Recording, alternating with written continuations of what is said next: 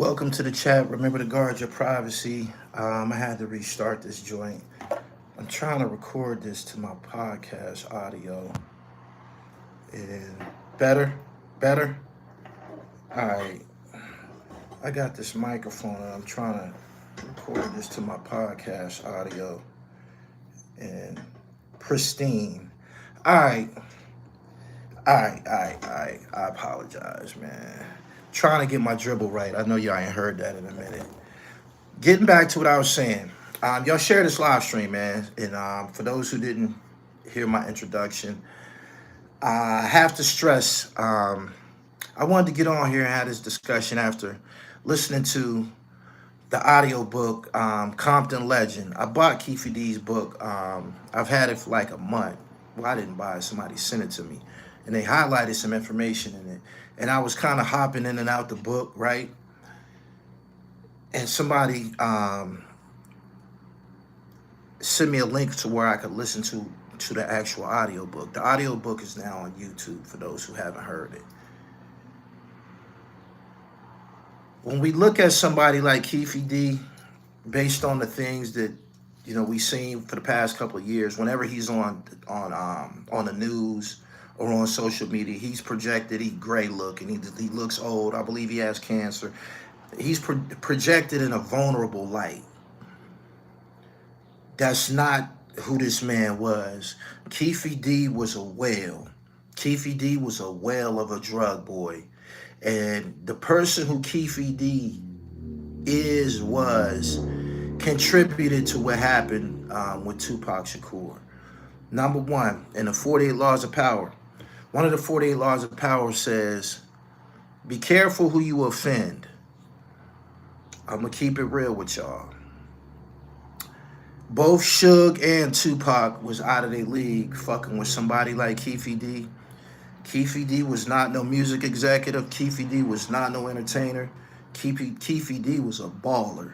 Keefe D was getting 300 to 500 bricks off all over the country. He was getting them off in LA for like, I think he said 13. He was getting them for 10. He was getting bricks for 10,000. He was pumping them in LA and shit like that for 13. If he went out of town with him, he was getting them off for 25. Make a long story short, Keefe D was a whale. He was a whale. He was a big fucking boy. Fucking with the Colombians. Big boy. Talking about getting it the fuck on. And a super baller. Spent a lot of money on designer clothes. This shit with Keefe D goes back to the 80s. Before Suge became who he was, he sold dope on the highest level for so long that he encountered Tupac throughout stages in his career. The first time he encountered Tupac, he said Tupac was wearing a diaper. And he was running around with Digital Underground performing and shit like that. And he said he remembered seeing Tupac at a show when he was young. And he was like, yo, man, look at this silly ass nigga with this diaper on and shit like that. So they seeing Tupac over the years. He said next time he seen him someplace else. I think he was at a party and he was around Tachina Arnold, that's Pam from Martin Lawrence show, Will Smith, a bunch of celebrities came from Minister Society. Keefe D was always in the mix. Always. He was always in the mix. He was always a big, powerful boss player type nigga, right?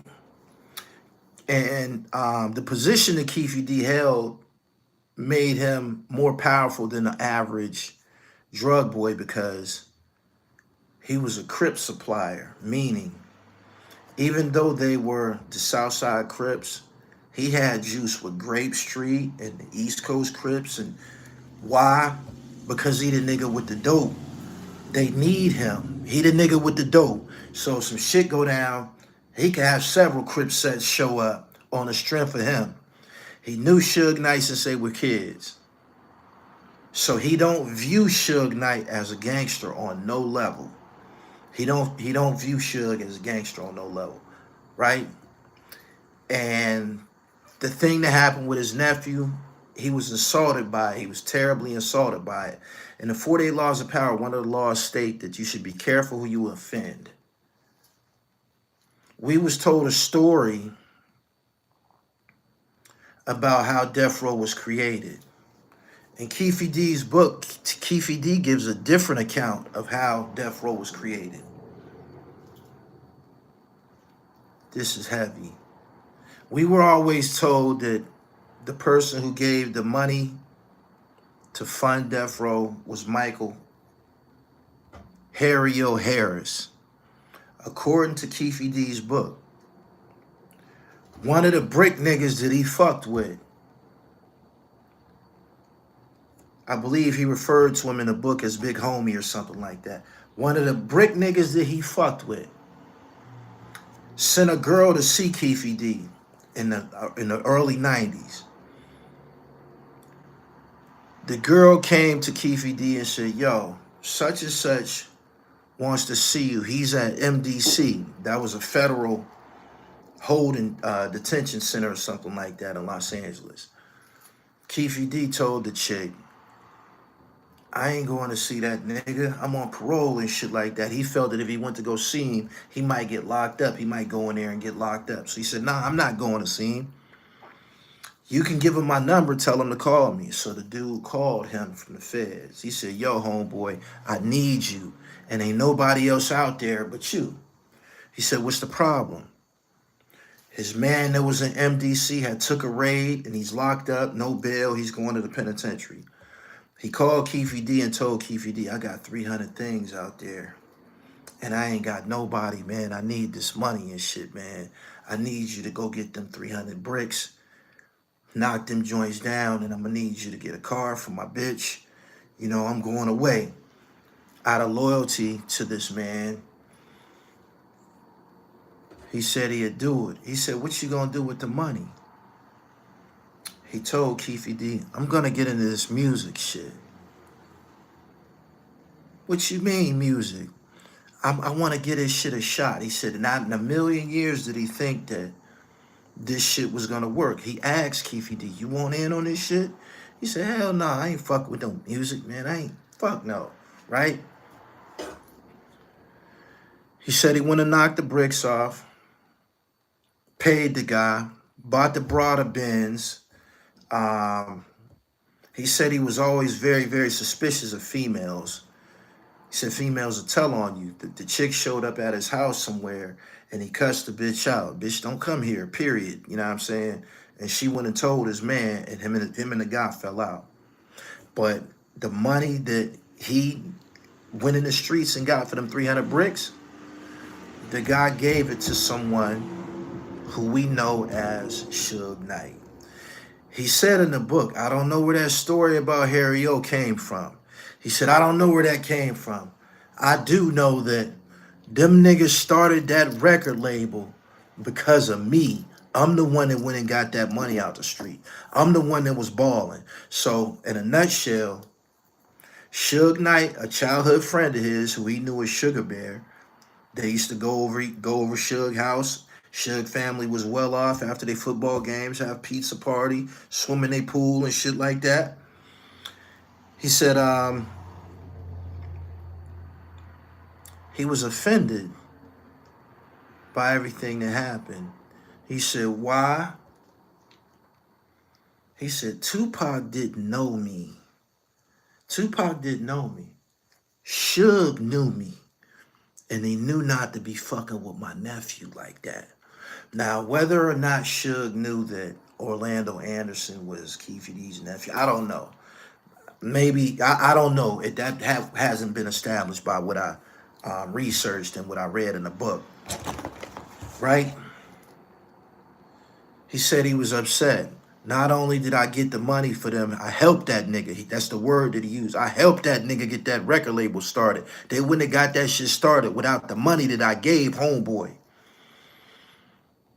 He said he know better than to be playing with me like that. So in a nutshell, Keefe D is looking at Suge like, you're a civilian.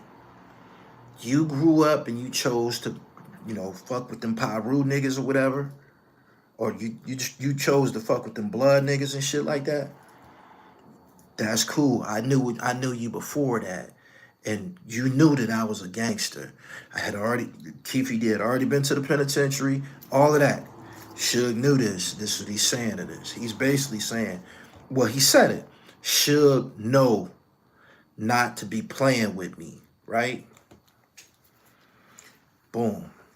That was something that stood out in the book that what really, really pissed him off is that he was responsible for the seed money that funded Death Row.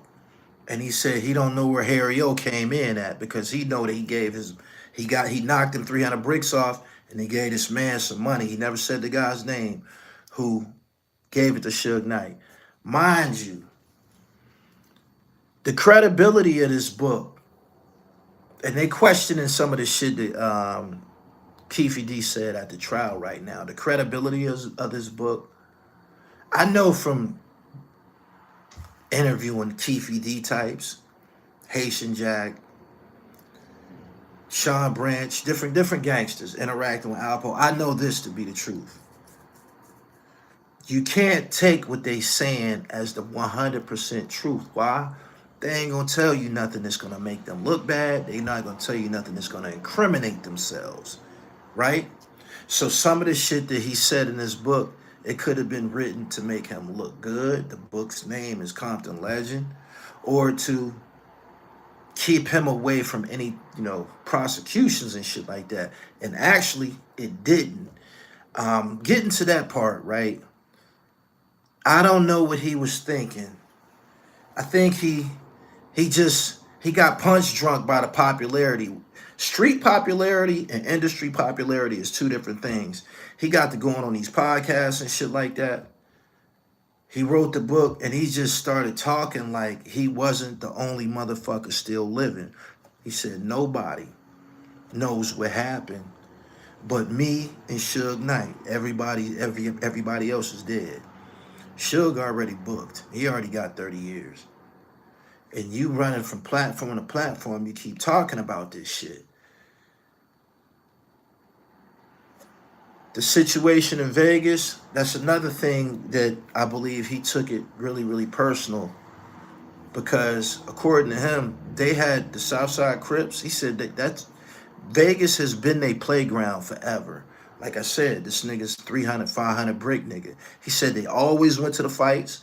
They always went to Vegas to smoke weed, drink, and party and shit like that. So they did not go out there looking for no trouble with Tupac and them. He said they had nothing to do with that, right? When they get there, just so if anybody ever wanted to know why Orlando was by himself when they ran into Orlando, why he was by himself, it was because of this. They bought, according to Keefe D's book, they bought scalped tickets.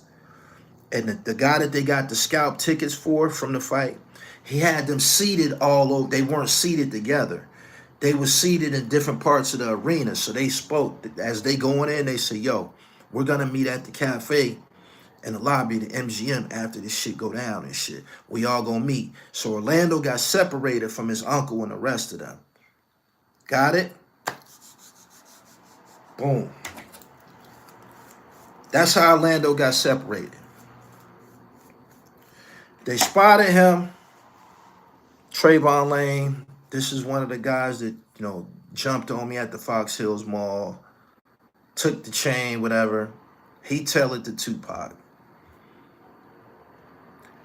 Tupac was the fuck tripping, yo. Tupac was the fuck tripping. Tupac put his hands on a California Crip drug kingpin's biological nephew, who he was very, very fond of. I'm gonna say that again. Tupac put his hands on the nephew of one of the most powerful Crips. Yeah, made nigga. Keefe D made nigga. He put his hands on one of the most powerful Crip niggas on the West Coast. He put his hands on him. So, just like we've always heard, when Orlando walked up and told his uncle and them what happened, they said, oh, pardon me, some other Crip niggas seen it. I think he said the East Coast Crips seen Orlando getting jumped. And they went and told Keefe D when they encountered him, like, yo, we just seen your nephew, man. Them niggas, them blood niggas just jumped on your nephew. You want us to ride? Like the other Crip niggas that was out there, they was down because it's the Bloods who did it, right? You want us to ride? We got them niggas. They walked through the MGM, try to find Orlando. They found him. What happened? Orlando not scraped up, said his shoulder was bothering him. Maybe they fucked up his shoulder some type of way. He told him what happened. Oh, they got to pay. They got to pay for two reasons. Number one, you the ops already. You're already the Bloods. Number two, it's my nephew, right? And it just so happens that at Greenblatt's Deli, prior to this, Diddy asked Keefe D for security. He didn't offer him no price. He said, Keefe D told him this on some player shit. Man, if them niggas see y'all with us, they ain't gonna say shit to you. Just give me 40 or 50, 30 or 40 tickets whenever you have a show, and I'll bring all the homies to the show. No price was discussed, none of that, right? The situation at Greenblatt's Deli, when he told him that he was having problems with him, Keefe D said to himself, when he got in the car with the rest of the Crip niggas, that nigga Puff said that he want us to, hold him down and shit like that. He having some problems with the THRU niggas who are Bloods. Keefe D said, man, the nigga was so scared, I believe we can get $1 million from him. Boom. So when that shit happened in Vegas, when it happens in Vegas, Eric Von Zip, who went to Vegas with them niggas, Eric Von Zip, who's at the fight too, bad boy out there, and the Southsiders out there, and Von Zip fuck with them Southside niggas. Von Zip actually introduced Keefe D to his friend, Diddy. So he's out there and he tell him, oh shit, y'all can cash these niggas in right now. We ain't got no hammer. I got one for you. Foxy Brown was with Zip. He told Foxy to get out the car. Keefe D come get in the car with Zip. He popped the stash box, give him a 17-shot Glock. Boom, here, take that. Keefe D wrote all of this shit in his book. And the information that I'm sharing with y'all is the reason why he got his ass in that type of trouble like that. Not to mention, he ended up getting picked up. Like I said, he's a big drug kingpin. He ended up getting picked up for a drug indictment, right? I think in 2009. And he basically started telling then. He started telling. Keefe D he told he was ratting. He was ratting. But he's playing a game, whereas the people that he's telling about, they're all dead and shit like that. I think that's what was cooking in his mind, that this ain't even ratting because these niggas is all dead, right? He got it. They picked him up about a drug indictment, and they asked him about the murder of Biggie Smalls. He said, I don't know nothing about the Biggie killing. I don't know nothing about that. But I got another murder for y'all. Why he did that, I don't know. Who? Tupac Shakur. I know what happened to him. Just in case anybody want to know why he said anything. Why he said anything. In his mouth, in his mind, I'm going to get out this drug case. I'm going to tell them about this Tupac shit. But the niggas that did it is dead. That's what's in his mind. I'm going to give them this Tupac murder. I know they want it, but it's not telling on anybody because the niggas is dead. But the whole time that he's telling the story, the shit that he was saying was so tantalizing to prosecution. It was tantalizing to the prosecution. He telling them how he got the gun, the murder weapon. He telling them this. He got the gun from Zip. You drawing yourself into the conspiracy, you confessing it to him. He got the gun from Zip. They went and they was lurking for them. One of them, after they jumped on Orlando, somebody in the entourage said, I know where them niggas gonna be at tonight. Where? Club 662. How you know they gonna be at Club 662? Them niggas been on the radio for a month talking about an after party at Club 662 that was gonna go down after the Tyson fight. Okay, we there. They got the gun. They going to take care of this business. They was waiting on them. Them niggas didn't show up right away or whatever. Maybe it could have been because of Vegas traffic or something like that. You know, fight weekend, there'd be a lot of people out there. They didn't show up. So he said, man, fuck that. We'll see them niggas. Let's go get high. Them niggas went to and stopped at a liquor store, bought some bottles and shit like that, and was going to party and hop back into traffic. And as, according to Keefe D, as they started to drive through the strip, they got the Flamingo and Koval. Tupac and them hit the corner right in front of them. He said, according to him, he wouldn't even notice them. He said Tupac was hanging out the car and bitches was screaming, Tupac, Tupac, we love you. This was refuted by somebody named Ingrid who got put on the stand at the trial. I'm going to get to that. He said he heard people screaming, girls screaming, Tupac, Tupac. So he said they seen him. He said when they seen him, everybody in the car looked at each other. Did them niggas is right there. They pulled off into traffic. He said they was in a luxury BMW, but it was a trail of luxury cars with them, all going to Club 662, I assume. He said they rode through the traffic. Each car that they passed by, they looked in to see was it them. Nope, nope, nope. He said when he pulled up alongside Suge, they made eye contact before the gunfire start going off. I'm about to share something with y'all that y'all gonna find very, very interesting. I found it very interesting. He said he looked at him and Suge Knight made eye contact. He said Suge looked at him like, damn, who these niggas is, right? This is where it gets funny. And they haven't brought this up in the trial yet, but I assume they will. Keefe D says, as they was, you know, like pulling through the traffic, he passed the gun into the back seat, implicating himself in the murder. Passed the gun into the back seat. They passed by all of these cars. Him and Suge Knight make eye contact. He said when him and Suge made eye contact, Tupac looked and seen them. And he said this. He said, I totally understand what the police mean by keep your hands where I can see them. Because in that moment, Tupac started reaching. I never heard this before. He said Tupac reached right between his leg and pulled out a hammer. I never heard that. I never ever heard that. This is what he said.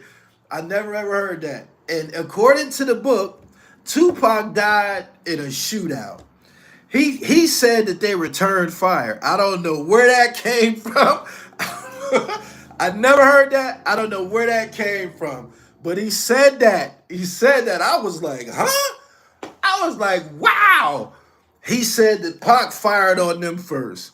Now, getting back to what I was saying about how when these niggas, if they sharing something with media or they telling a story, they gonna tell it their way, right?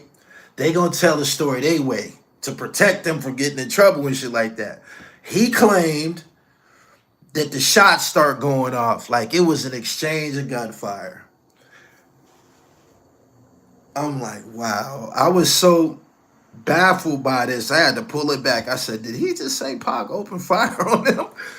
And he went as far as saying people be acting like Tupac is an angel. He shot at some niggas in Atlanta a couple years prior. You know what I'm saying? To reestablish the fact that Tupac was dangerous, right? He said that when it was over with, they had glass fragments in their car, and maybe, I'd never heard this, bullet holes in the white Cadillac, whatever. That's what he said. And, you know, a couple of niggas was scraped up because of glass that was flying from Tupac shots. And it was an exchange of gunfire. I don't know. But at some point, that is going to come to light in this trial because it's in the book. And primarily, the whole case is built upon things that Keefe D wrote in this book and the shit that he said to these police officers. Now, this shit gets greasy. This ain't no clear cut, he's just going to jail, because this shit kind of played out between two jurisdictions, and police jurisdictions, they don't be too much wanting to work together in different circumstances. He got killed in Vegas. Pac got killed in Vegas, but the shit trickled down and turned to a gang war when they got back to California. He said after the murder, they went and parked the Cadillac. They took the murder weapon and put it on the tire, right? And went out for the rest of the night to party, pop bottles. He said they even poured out a little liquor for Tupac. He said that. The next morning, when it was time for them to go back to Cali, he said they went back to get the white Cadillac. Reached up under the tire to get the gun, and it was gone, right? The gun was gone. When he get back to Cali, and years later, when all of these investigation shit, when he get the drug case and they question him and shit, they lied. The police lied. They told him, oh, we got the murder weapon. We got the murder weapon. You better get to talking. And that was probably something that prompted him to continue to run his mouth to the point they recorded him. So they lied about the gun. They didn't have the gun. They lied and said that to him. So you got some prosecution misconduct up in here. A girl by the name of Ingrid got on the stand. She was one of the chicks who pulled up and seen Suge and was they've always spoken about these chicks who was following Suge and them to Club 662. She said she didn't see Tupac hanging out no car screaming at his fans. She said that didn't happen. So we got a contradiction here. She said that didn't happen. Tupac wasn't leaning out the car, nothing like that. So that contradicts what Keefe D said. Keefe D has always said that's how they spotted Tupac. Why he would lie, I don't know. He told the story one way. The chick told the story a whole nother way. There was always a story about, we've heard several different stories about after the shooting happened, when the Cadillac pulled off, somebody pulled off behind them and they fired shots at them or something like that. He said them niggas didn't do nothing. He said them niggas didn't do nothing. He said after that gunplay went down, he was like, I was shocked. He said, I was shocked out of all them niggas that was with Suge and them. After we got done, you know, after the gunplay happened and we pulled off, he said, I was shocked that nobody came after us. So you got a couple of different accounts of exactly what happened. And they said that during interrogation about this case, whenever they questioned Keefe D about it, he was very, very angry. He was very, very angry. Why was he angry? Because Suge know not to be fucking playing with me. But Suge didn't, he didn't set it off. Tupac set it off. He said he know not to be fucking playing with me. He said he's not a gangster. He's a football player. I progressed. Oh, he said this too. He said, we weren't gangbangers. Gangbangers be running around dirty looking with their pants sagging off their ass. He said, we weren't gangbangers. We were gangsters. We was rocking fuck. Them niggas was at that fight And Keefe D, he spoke about what he bought. He said they partied. He gave his bitch money to go shop, and he said he went to the Versace store in the Caesar's Palace. Went to the Versace store. What'd he say? $5,000 suit, blue suit, slacks. Took it to the tailor while he was out there. Got it tailored. $1,000 Indian cologne and shit. He said, man, whenever you seen us, we was fly. He said, like Missy Elliott said, super duper fly.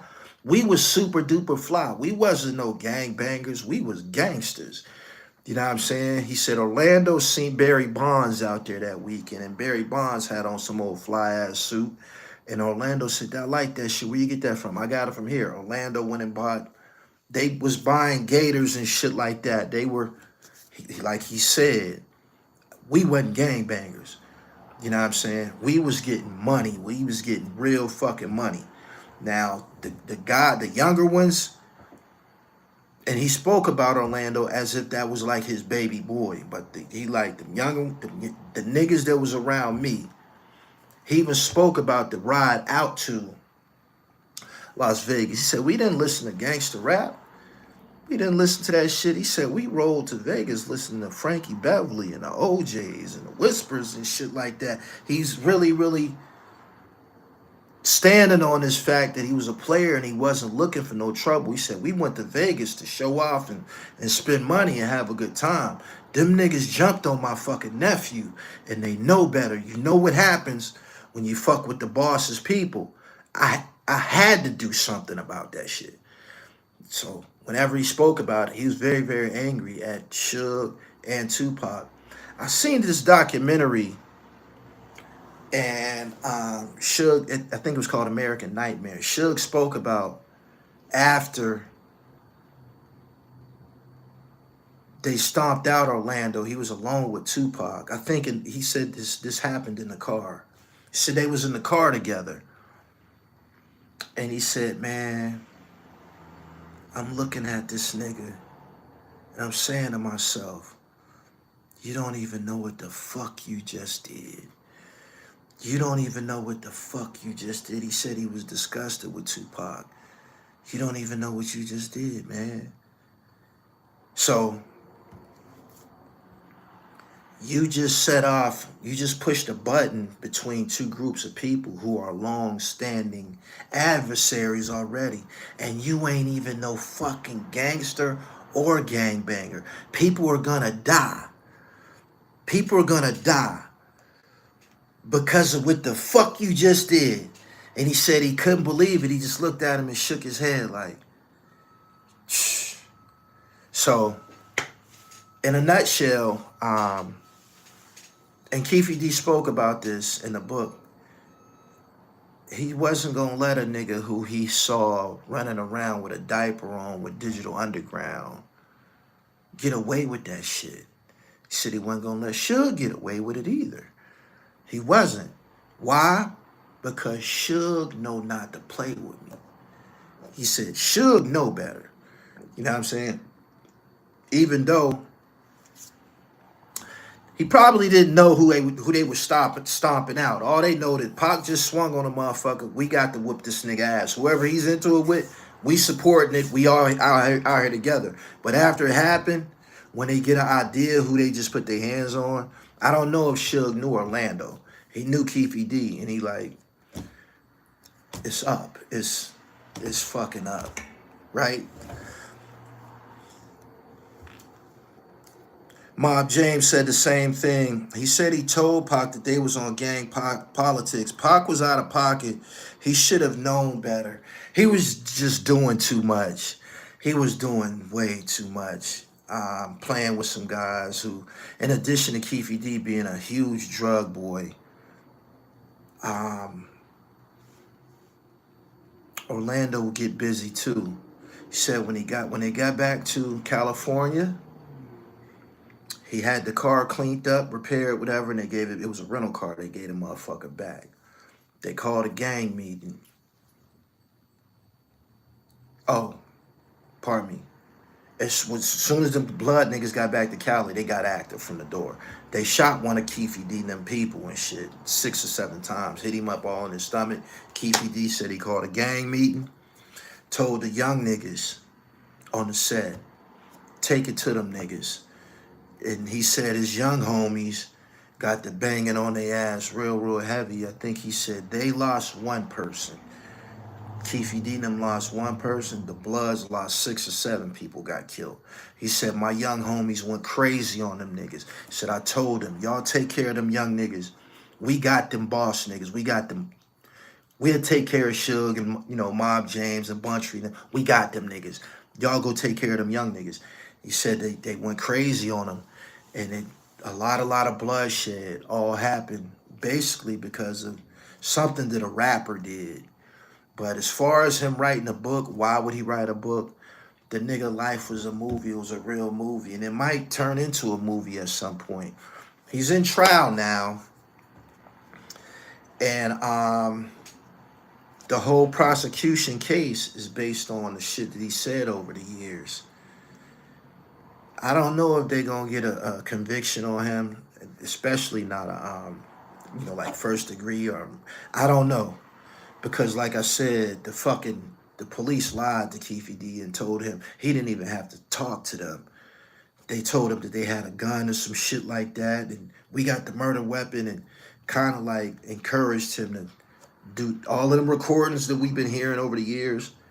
They lied and told him they had the murder weapon. And remember, I just told y'all, when they went back to the Cadillac the morning after the murder, the gun was gone. The gun was gone. Southside Crips is a way bigger gang. Yeah, big war in Compton. Pac was loyal to the devil. He thought he had immunity.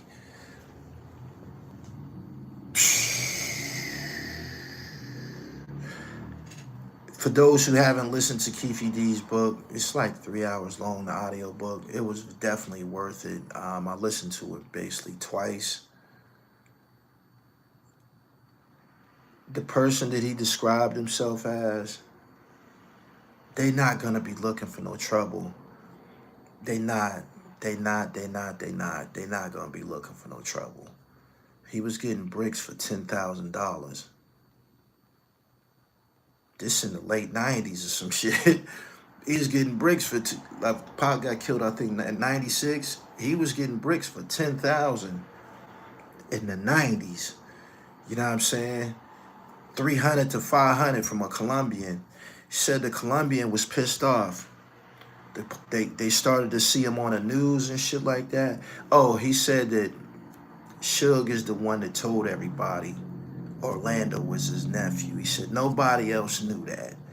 When he said they started to hear it on MTV News and in the magazines and shit when they talking about Orlando Anderson is the nephew of Dwayne Keefe D. Davis and shit. He like, man, how the fuck do they know that was my nephew? The news should know that. The police should know that. Suge told them niggas that. So he accused Suge of telling. The Colombian that was supplying him, he started to see the shit on the news. He called Keefe D, was like, yo, man, we need to talk.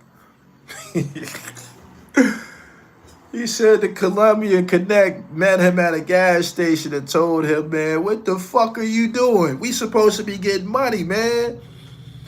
You doing the same shit that Suge did, was out here doing this shit. You told me that you wasn't going to do that. You wanted to just conduct business.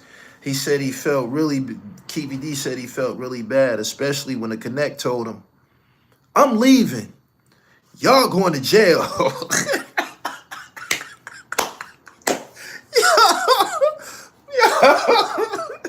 The Connect, he said the Connect told him to his face, I'm leaving. You niggas going to jail.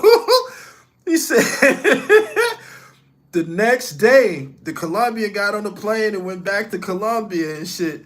He said, Keefe D said, man, my business was fucked up from that point on.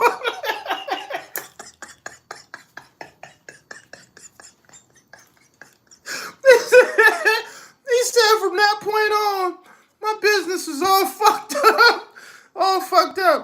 just goes back to the decisions that you make, man. And he was like, man, you know, he's pissed. He's pissed. I was a businessman. I wasn't, he was, Keefe D was above gangbanging. You feel me? Keefe D was above gangbanging. He was, man. Like, he talks about different scenes in the book, man. When they was hanging out, he was like, it was us, Grape Street, East Coast. Like, the way that all of these Crip sets are able to be around each other, hang together. Why? They got something in common. This nigga got all the dope. So we got to be cool with these niggas. Like, and he had it like that. He was one of the biggest niggas in Los Angeles, like untouchable. So he's not gonna he kept stressing it. He couldn't get away with doing that. In my world, in the gang world that I come from, them niggas couldn't get away with that. Suge couldn't get away with that, and this rapper nigga that was wearing a diaper, he not getting away with it. So we had day 2 of the trial. I don't know about a conviction. I do know that everything that he said to them people on recording and in that book, he's going to have to answer to. Like, that's great physical evidence. Anytime that they want to reference something, they got the fucking book right there. Just open the book up and say, on page such and such, you said this.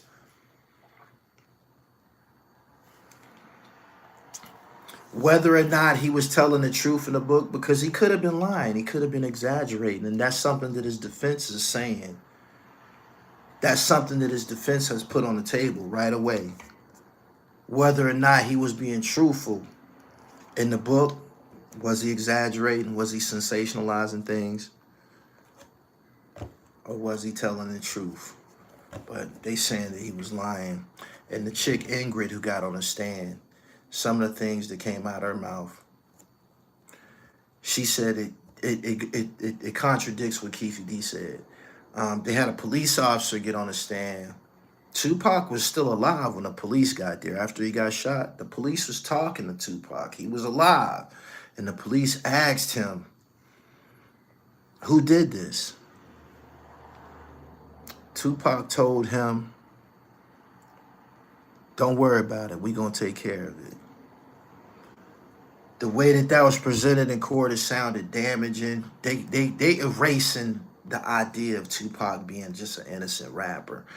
Tupac was bugging. Tupac was far gone. He was tripping, man. He was on a power trip.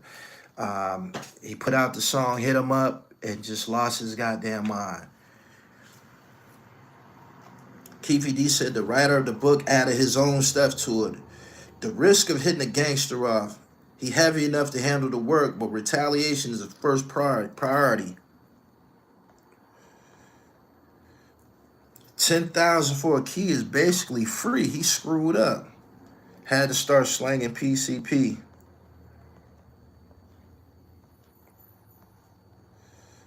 Haitian Maniac, what up, what up? Whatever happened to Waterhead Bo, the nigga still rich, he didn't do no interviews. Keefe D was doing those interviews to promote the sale of his book. He not selling dope no more. Whatever money he was getting through media or doing interviews was probably the only paper he had in this world with the addition of the sales from the book. So he's running on these platforms talking about this shit over and over and over. He kind of dug a hole for himself, especially after telling motherfuckers that he got the gun. You got the murder weapon from Von Zip? Yes, I did. You passed it to the guys in the back seat? I said that several times and I wrote about it in the book. So he implicated himself. And as he said, nobody knows what happened but me and Suge. Nobody knows what happened but me and Suge. Everybody else is dead. He said they made eye contact. He said he even seen Suge again after all of this happened. He said he went to jail. He was in a halfway house and his brother had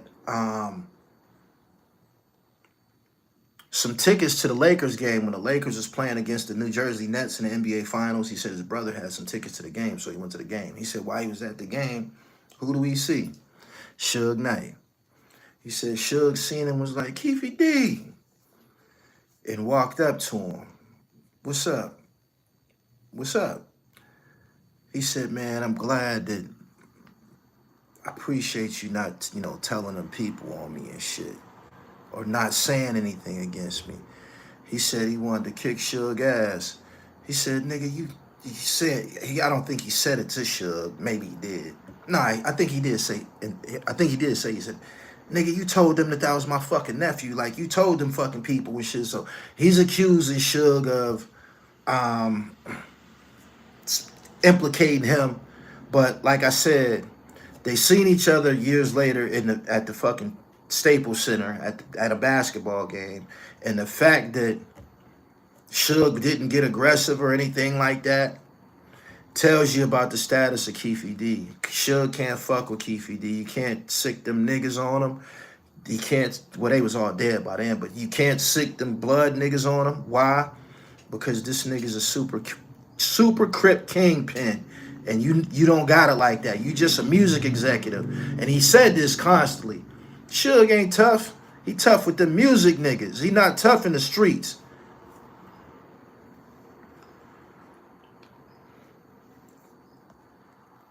Suge said it was Big Dre. Somebody spoke about J-Bo. J-Bo is probably going to federal prison forever. That's something that everybody's talking about. Street money addictive, man. He got caught with 53 things. I heard a couple niggas who just came home from the feds talking about some, man, was powder. That's not a big deal. They ain't gonna kill him, but he going to jail. The guns is what's gonna put him in jail. That's what niggas, that I've spoke to saying and shit. But 53 is 53. J-Bo stupid. Them lokes run California. Make sure y'all follow me. Gully, I know you laughed at Albial and Cameron. I knew y'all was gonna bring that up.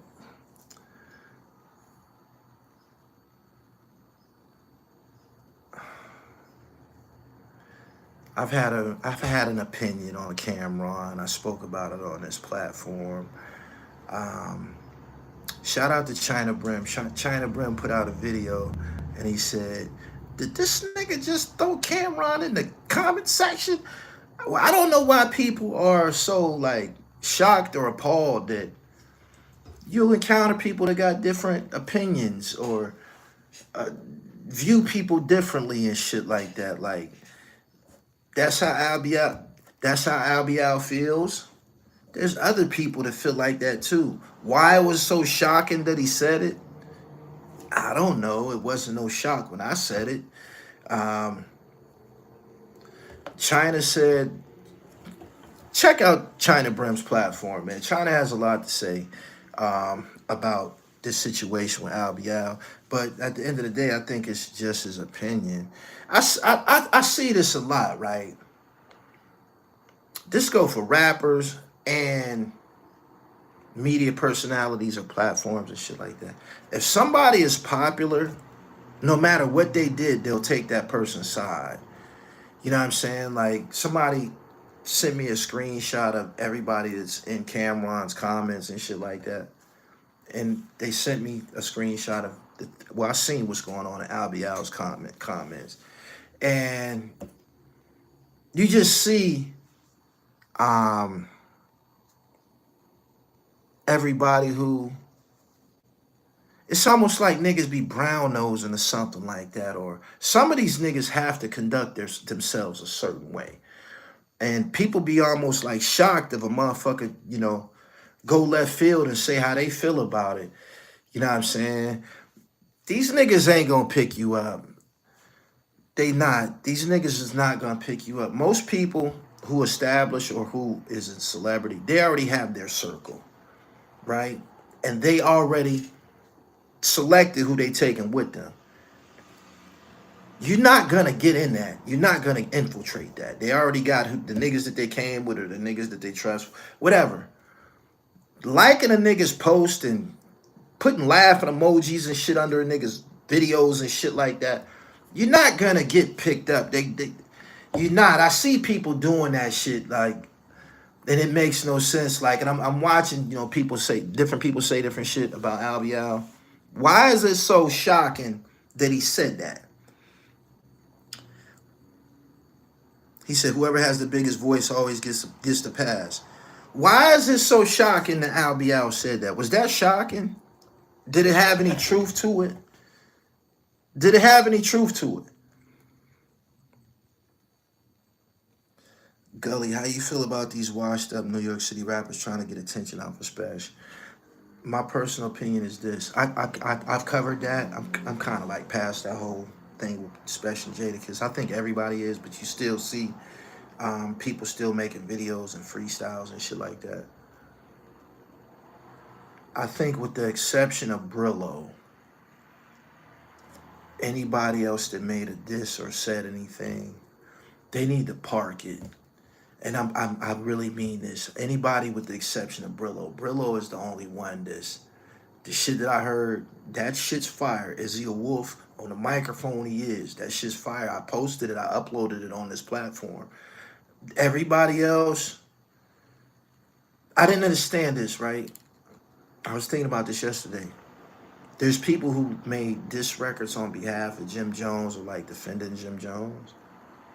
They not even better than Jim Jones. Jim Jones is better off making a video and retaliating himself. I'm like, these niggas ain't even better than Jim. Like, if you're going to get somebody, you thinking that he going to get a hitter or an assassin or some shit, somebody that's about to, tear this shit up. Nothing that I've heard, with the exception of Brillo, had any impact. Like, I'm being for real. Nobody. Not Nino Man, I can't remember the names of everybody else. Everybody else was like, okay, if it's hot, I'll post it. I'm not biased. To support what I'm saying to y'all is this. The way that I encountered BGM Black was on Green Double's ass. When they was battling, they was having a back and forth. BGM Black he was firing off on Green Double. I'm like, this nigga nice. And that's how he became a part of Gully TV. I ended up interviewing him. You see his freestyles I post and shit like that. So, and I 100%, support Green Double. But the nigga that he was in conflict with was giving him some work. You know what I'm saying? Hot is hot. If it's fire, I'm going to post it. Shit that came out of Brillo mouth, that shit fire. By all means, that shit fire. Straight up. But everybody else, they need to chill out.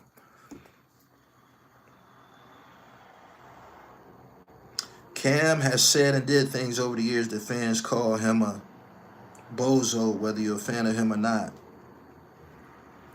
King Street's Jim Jones artist just made one. Check it out. I thought somebody sent it to me. Y'all know somebody sent that to me.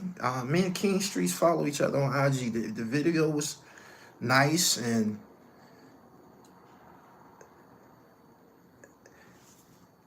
it ain't special that they should worry about. It's not special that you're being compared to, because the dudes that's shooting that special is clearly better than them.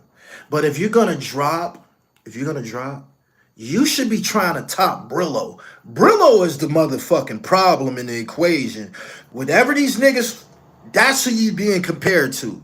Because Brillo has set the bar in a space where, whoa, you know what I'm saying? So anybody that came after that, when you drop something, it's like, Brillo is the problem. Brillo is the problem. I'm serious. Like, you just have to, if you put it all on the table, Brillo shit is that much better than everybody's and shit. So, shit, coming behind Brillo, it kind of like highlight your shortcomings, so to speak, or highlight that you not, no, straight up. He said Brillo ain't better than Special. I'm not saying that. I'm not saying that. I don't think Brillo was better than Special. But everything that he be saying, the wolf and all of that type shit, the bars that come out his mouth, the way it's presented, the cadence, the delivery, he's like that. Straight up. Like I'm gonna give it up. For real. Brillo versus Green double. Who you got? Green got his hands full. And Green is nice. Green continued to fire off and shit. You know what I'm saying? Special's not gonna respond to Brillo because Brillo ain't on his level in popularity, accomplishments, or none of that. But Brillo was like that. I've been thought he was nice. I don't know why he hasn't had more success and shit like that, or he's in more high profile. But I'm just keeping it G. Yeah. It's like the Roxanne wars nowadays. Make sure that y'all subscribe to the channel. I like the Brillo shit better than basically everybody else. I see that before I get off here, I wanted to address this briefly. I see that G to K has he's blew a fuse. Shout out to G to K. G to K was on Gully TV way back in the day when I was a DVD nigga. I always liked the G to K. G to K can rap. G to K has blew a fuse, and he's implying that Bleak left him behind, or he don't have none of his guys around him anymore. He didn't do anything for them. This is how I received it.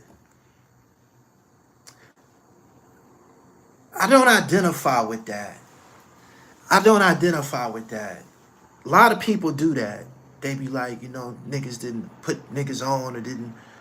Put your motherfucking self on. Put your motherfucking self on, man. I don't see where is the barrier at. Put your motherfucking self on. Prime example, right? What I mean by put yourself on. Brillo is Jadakiss' cousin, right? And people might say, why hasn't he put him on? Brillo got enough talent to put his motherfucking self on. Why would you? It just don't sound like man shit for somebody to have that, frame of mind. You know what I'm saying? And at the same time, right? If you see a guy and he's comfortable with having things and his guys don't have much, or he's comfortable with I don't know, being successful and his guys don't have anything, that ain't nobody that I would too much fuck with. You know what I'm saying? I don't know whatever happened between, G to K, Memphis Bleak, and the whole Get Low thing. I don't know. But when you see a guy, he don't got any of his like day one guys around him and shit like that, it kind of make you give him a side eye. Me personally,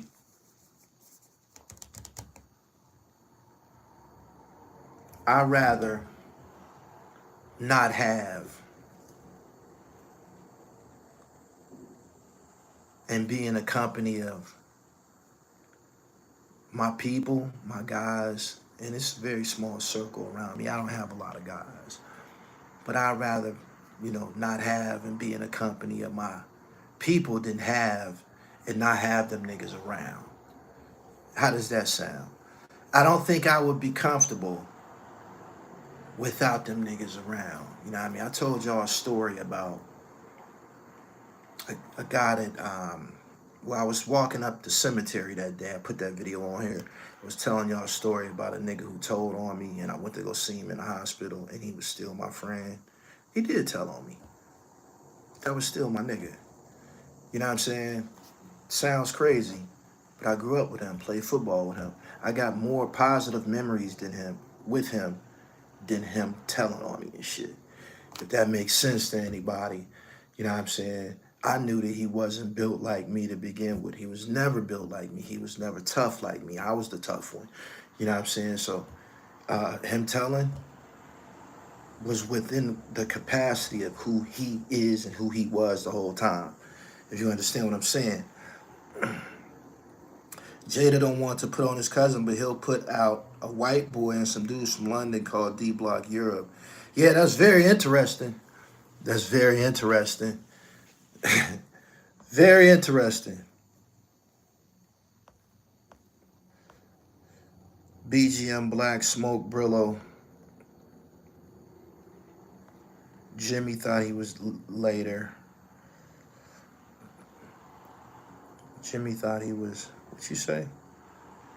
Jimmy thought he was Jay-Z.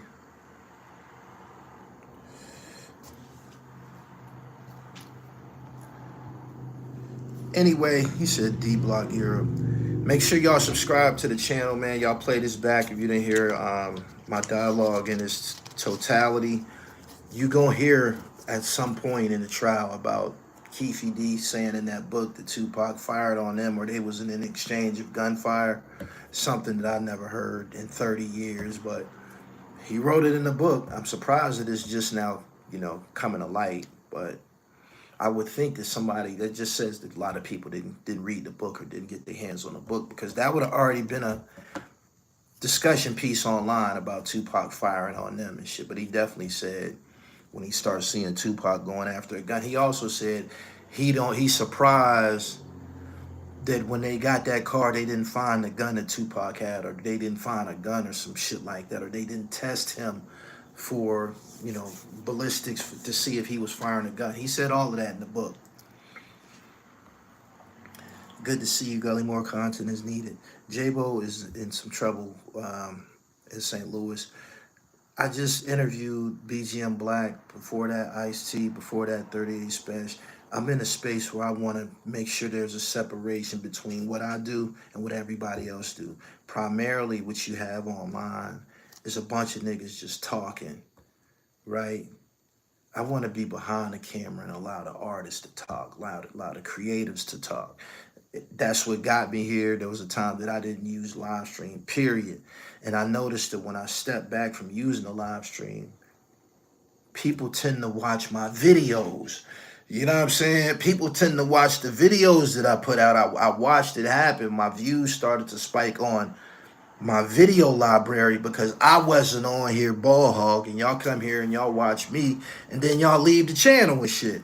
You know what I'm saying? Y'all miss it out. So I noticed that immediately. I started to see a lot of comments under my videos and shit, like my original content. Like, I got dope on this channel. I got dope on this channel, I'm telling you. Knowledge the Pirate is in the top 5 of this era, period.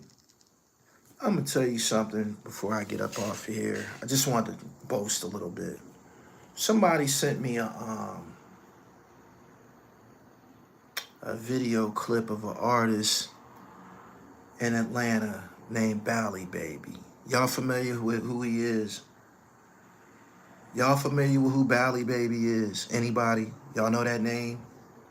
Somebody just sent me a link. They sent me his Instagram profile, and they sent me a link of a song he did. Anybody from Atlanta in here know who that is? Y'all ain't heard about him yet? He popping in Atlanta right now. He doing his thing. He doing his thing. When I heard his name, I'm like, I know that name. So I started to look through my library. He was on Gully TV like 12 years ago, 13 years ago. And I just, I wanted to mention that because that's an indication of my court vision. I can spot a motherfucker, and I can spot the greatness in somebody before they even reach it.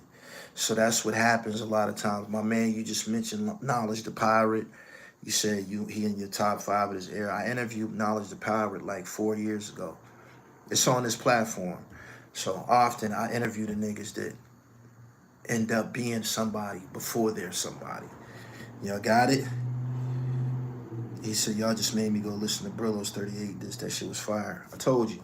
Subscribe to the channel. Hit the bell so you get the notifications. Follow me on IG at IamGullyTV_. Shout out to everybody who's still using this incredible herbal supplement. If you're having problems with your man, if your woman ain't pleased, if you're not fucking your woman right, if you're not fucking your woman right, she gonna cheat on you, I promise you. Straight up. This shit is this is a constant in my life. This is a part of the training regimen. Somebody asked me what I be doing on the shoulders, dumbbells. This is a part of the training regimen. I woke up one day This trifecta was so deep in my blood, man. I sent out like 10 dick pics. I sent a dick pic to like 10 different bitches, man. I woke up.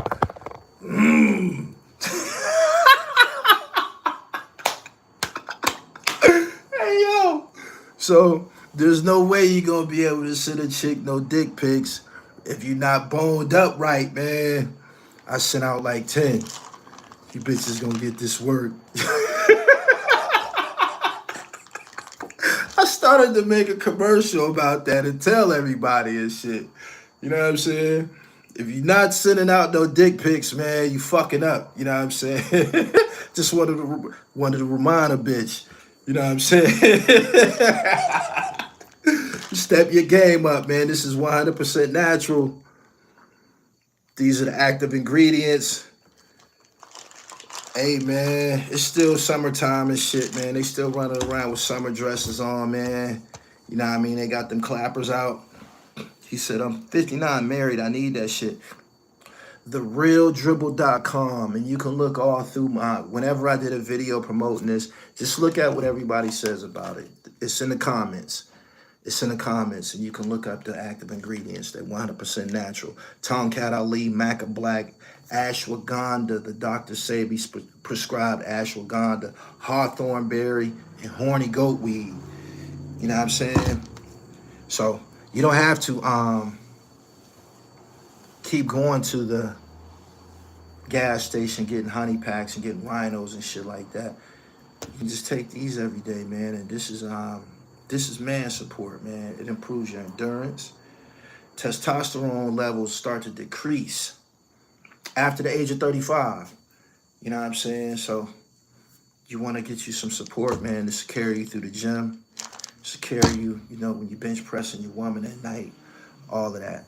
Anyway, subscribe to the channel. He said, how long does it take to work? After the second dosage, you're going to take it on Monday. Boom. To the next day. Boom. And then you Iron Man. You know what I'm saying? This is not a drug. This is a herbal supplement. There's a loading process. So after the second time you take it, you already know what it is and shit. Anyway, make sure y'all going to the gym, man. I'm up to like 250 burpees. I'm proud of that. That shit is hard work, but I'm doing it.